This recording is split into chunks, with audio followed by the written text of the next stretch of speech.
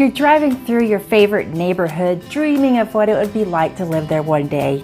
And lo and behold, there's a for sale sign in the perfect house.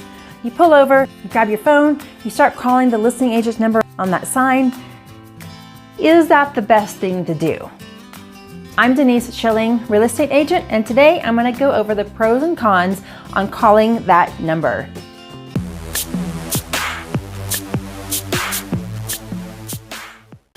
Okay, the number one pro.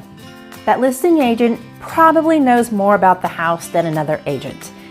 That's not a guarantee, but because they are listing the house and they've had conversations about the house with the seller, they probably are able to answer questions better than somebody else. That listing agent is hired and assigned a contract to work in the best interest of the seller. Legally and ethically, they have the responsibility of doing that. Right now, you're just a customer. Now, if you have a buyer's agent, if you've already signed an agreement with a buyer's agent, you should be calling that agent. And that agent can probably get you in to see that house right away. But if you don't have a buyer's agent, then here's what you're going to run into. Because that listing agent is hired to act in the best interest of the seller, anything that you say, anything you accidentally slip up and mention in conversation with the listing agent, you might as well be calling the seller themselves and telling them all this. You're giving away your negotiating power. This situation is like you going to court representing yourself, and you're relying on the other side's attorney to help you out. That's not going to happen. Well, it's the same thing.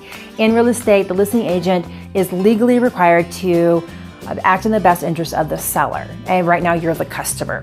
In the state of Colorado, it is illegal. You cannot have an agent represent both sides as a listing agent and a buyer's agent. It's a conflict of interest. It just can't, you can't negotiate on both persons' behalf, having confidential information on each side. It just doesn't work.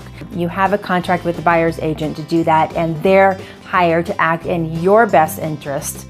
So they will be able to handle the situation, get you in to see the house right away, and they can make sure that your interests are protected.